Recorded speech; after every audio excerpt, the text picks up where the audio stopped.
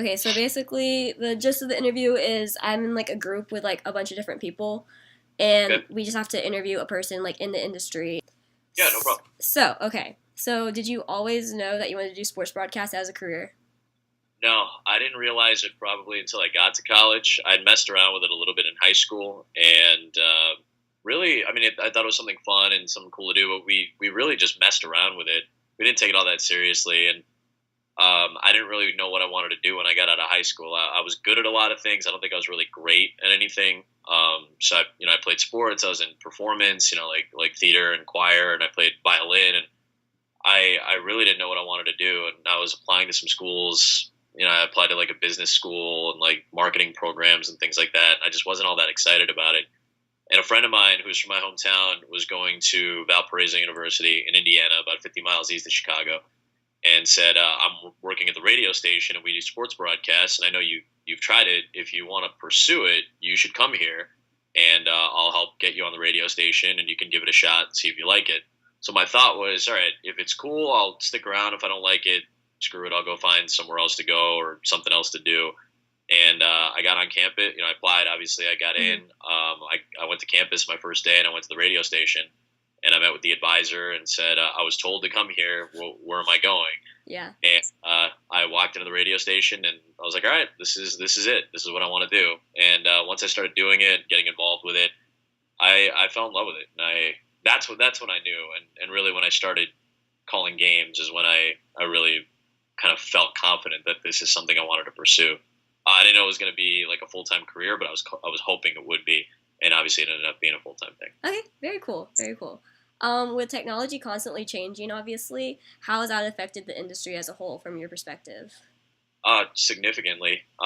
There are a lot of broadcasts now that don't even send production trucks to games anymore. And for those who don't know, obviously, for every significant sporting event, a large production truck or two, or sometimes, depending on the size of the event, three, four, maybe even five, go to the site of the event, and everything originates from there. Now there are a lot of broadcasts that only send camera people and announcers and maybe a field producer or two, just kind of the essential people on site, and they'll transmit their signal back to control rooms, whether it's in Los Angeles or Connecticut or New York or Orlando or Charlotte, wherever the networks have their studios based, and that's become a cost-cutting maneuver that has apparently, I don't know raw numbers or anything like that. It's kind of above my pay grade, but it is, from what we understand, saved a lot of money and given a lot of companies a chance to kind of add more inventory to their networks. So it's not probably the ideal situation for some of us because there are some quirks and kinks to try to work through, but it's probably going to stick around, this model where they're able to originate broadcasts with a significantly less amount of overhead and keep a lot more people back at home or back in their studios or whatever it may be, and kind of send broadcasts out that way. So that's been a significant change in technology, probably the last 3 or 4 years. Gotcha. So where do you see it going, like in the future, if you had to like airball? Yeah, I could probably see it just kind of trending like this, and trying to figure out what technology is best suited to make this better and sharper and kind of more in sync with what we've been used to. Obviously, as internet connections get better and faster and more things are fibered, more places are fibered with high-speed connections and things like that, it becomes more and more instantaneous. So it's almost like it would be if a production truck were on site and everybody was originating from the same place instead of originating a broadcast from multiple places. Gotcha. Okay. What's the biggest obstacle that you've had to overcome to get to where you are now? Man, I mean, I've been pretty lucky. Yeah. For me, it's just been doing a lot of work. I mean, mostly it's been trying to put together as many opportunities and as many reps as possible, and hoping people are, good enough and have enough trust in me to give me an opportunity along the way. So, I mean, in my case, I mean, I'm still pretty young at this. I've only been doing it for 5 years at a network level, and I feel pretty good about what I've been able to get done so far, and more so what people have given me the chance to do. It's not just me. I would say the biggest hurdle might just be youth. Maybe I don't know if that's the right answer or not. I do feel like sometimes people look at me and go, oh well, he's not ready for that, or he's too young for that. Hmm. I don't necessarily feel that way. I'm sure some people do, but I don't think I've felt that very often. I don't think I've given anybody really a reason to not feel like they can Hmm. trust me. Yeah. Some of it is just kind of the typical paying your dues type of thing, Hmm. and that's totally understandable. So I don't. I can't really say there's been a huge obstacle so far. I feel like the transition and the progression has been pretty natural. And like I said, I got kind of lucky getting here to where I was relatively early. I was 24 when I got hired at ESPN. So That's awesome. yeah, I'm not sure exactly what the biggest obstacle would be at that point. It's hard for me to complain about it because a lot of other people will probably just roll their eyes at me. Nah, you're good. You're good. Okay, so how has your career affected your daily lifestyle? I sleep less certain times of the year. I'm sure you can attest to that as well, Yep. especially this time of year. As a matter of fact, while we're recording this, I just did my third game in 5 days, and I have to start prepping for three more games in the next 6 days. So Dang, it that's is, so good. yeah, it gets a little bit hectic. I certainly have a tendency to stay up really, really late and prepare and research and just go through notes. And my football crew makes fun of me because they'll get my weekly email for our game at like 4 a.m. I totally relate to that so Yeah, much. yeah, I'm sure they just make fun of me about that sometimes. So, but I really wouldn't have it any other way. And it does get in the way of a social life sometimes. Like during the summer, it's pretty easy. I'm maybe only doing one baseball game a week or maybe a weekend at a time, and I'm home more often than not. But once you get into football season, I'm typically doing two games a week. Plus, I'm still overlapping with baseball, which has been the case this year. Once October rolls around, it'll be two games a week, and I'll pretty much be home every Monday through probably Wednesday night or Thursday morning. But it does get in the way sometimes. Mhm. I've probably had, I would say, 4 or 5 relationships kind of fizzle out and crash and burn because of my Yeah. schedule. And it's not so much, it's not like it's not amicable. Like, I think most people understand that I have this as a priority right now. Hmm.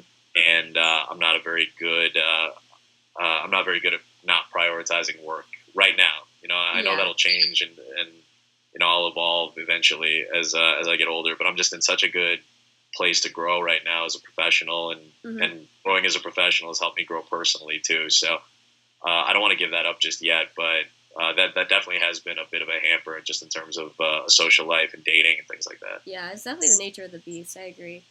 Yeah. Okay, so describe your typical work week and how long it usually is hour wise. Yeah, I haven't really thought about hours. You could probably help me kind of go through it right now.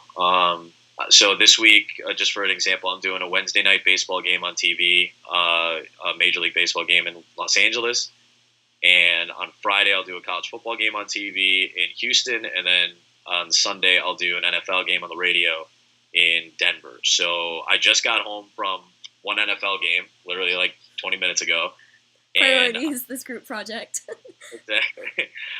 So I'll probably start preparing a little bit tonight, not really much tonight, Mhm. but mostly in the morning. I'll wake up and start going over material for my Wednesday game, and I'll typically take anywhere from, I would say, 6 to 10 hours on Monday, just going over a lot of different notes and doing some research on individual players and things like that. And I'll start putting together what are called spotting boards for football games. So I'll try to start prepping two of my sports basically tomorrow. And working, I guess, at 6 to 12 hours, can up to it to get as much research.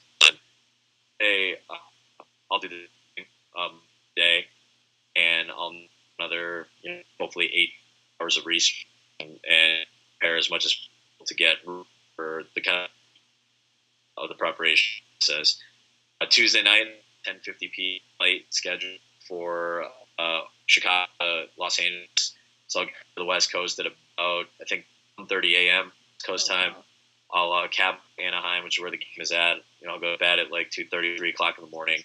I'll wake up probably about 10 or 11 and put together my score sheet for my baseball game. I'll have done the preparation on the players at that point, and I'll really focus on team prep the day of the game.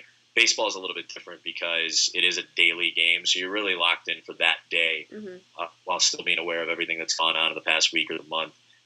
So I'll pretty much focus all my energy on baseball on Wednesday, and game time is 7 p.m. West Coast time. I'll go call the game. It happens to be my first Major League Baseball game on TV. I've done a ton of radio, but it's my first TV game. Actually, it's not exciting. Thursday morning, I have a 5:20 a.m. flight out of LAX to Houston. I'll land in Houston at about 11 a.m. Central Time, and I'll go check into a hotel, take a shower, and immediately I'll go to meetings with coaches for Baylor and Rice. That's the matchup this week. So I'll take a couple of hours on the plane. It's a relatively longer flight.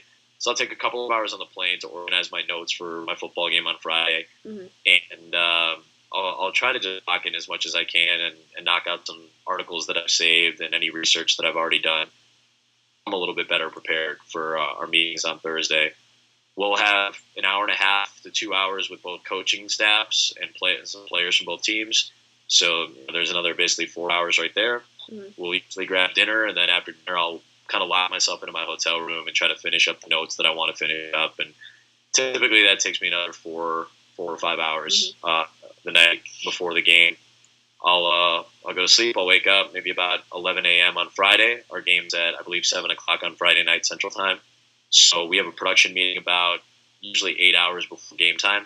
So about noon is when right around noon is when we'll have our production meeting. So it'll be our producer, our director, the analyst, the reporter, myself, and our graphics people. And we'll just go over storylines and elements. So that's about another hour and a half during the day. I'll go print out all my notes and then try to take a couple of hours just to relax or go work out and grab lunch and things like that. Gotcha. I'll go to site. Sorry for rambling, by the way. No, go for it. Go for it. You're good. I'll go to site probably 2.5 hours before game time and just kind of get settled in, get familiar with the broadcast booth and just the setting and the sight lines and things like that. We'll go over elements and our broad booth, graphics and any other last minute changes. We'll go call the game at 7 o'clock. 3.5 hours. Knock out the game. Be done at 10:30, 11 o'clock at night. Really, we'll go out for post game drink or something just to relax and wind down. On Saturday morning, I think it's an 11 a.m. flight to Denver. I'll get into Denver about 12:30, 1 o'clock in the afternoon. I'll go check into a hotel. What's nice this particular week is my match is Denver against Indianapolis. I just had Indianapolis, so that makes my preparation. Oh, yeah, so that makes it easier because you already got easier just when you've had a team that you've already seen, you're familiar with them. So that takes half the prep time out, which is really nice. So I'll spend most of the day on Saturday just knocking out all my notes on Denver. And obviously, I watched their game last week. It was the first of the NFL season, so I have a good idea about what they look like, and I've kind of already done some preparation there. But I'll take about 5 or 6 hours just to do all my notes on individual players and just focus on that for the day. And by the time nighttime comes around, I feel good. I've gotten through this long stretch. I'll wake up at about 10 a.m. Sunday morning. I'll get ready. I'll shower up. I'll go to the stadium. Kickoff is at 2:25 Mountain Time, so we'll do the broadcast for 3.5 hours. I'll hop in a cab. I'll hustle to the airport. Hopefully catch an 8 o'clock flight back home on Sunday night. And hopefully I'll be in bed by midnight on Sunday night. There goes that long stretch of games. That's insane, dude. That's crazy. Yeah, so I don't know if you're counting the hours in there, but it can be anywhere from, for one particular game, for football games on TV, the preparation is really extensive. For baseball games, they're relatively extensive just because the season is so long and there are so many games. So you have to really pay attention to a lot of other things that are going on. And to catch up with that, it takes, anywhere from, I'd say, 8 to 10 hours. Football is probably anywhere from 12 to 20, maybe sometimes even 30 hours on TV. And then the radio is probably about 10, 12 hours for games and things like that. Plus coaches meetings and travel and just the whole preparation like that. So the work weeks kind of just, the hours just kind of fade into one another. You're just trying to stay on top of everything as much as you possibly can and as far ahead of time as you can. Yeah, wow. Yeah, I'm telecom major, so I don't do math. So sweet. Well, thank you so much for doing this and me being up and you being up. But thank you so much again, and I'll talk to you later. Okay, sounds good. All right, bye.